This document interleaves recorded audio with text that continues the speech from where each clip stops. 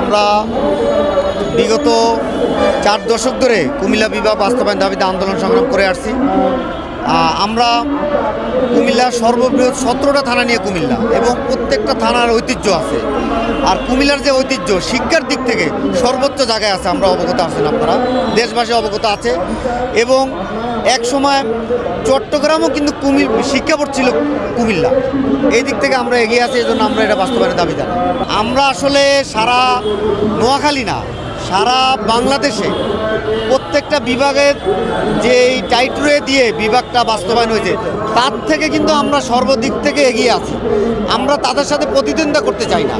যদি রাষ্ট্র তাদেরকে দিতে চায়, তাদের বিভাগের ক্যাটাগরিতে যদি পড়ে, তাহলে তারা পেতে পারে, কিন্তু আমরা সারা বাংলাদেশের ক্যাটাগরিতে সর্ববৃহৎ পর্যায়ে আছি সর্বদিক থেকে। এজন্য আমরা এটা দাবি জানাই। পরবর্তীতে আমাদের এটা সময়ের দাবি, দেশবাসের দাবি, বিদেশিদের দাবি। আমরা দুর্বার আন্দোলন গড়ে তুলব অতি শীঘ্রই যদি বিভাগ বাস্তবায়ন না করে, ঘোষণা না দেয়।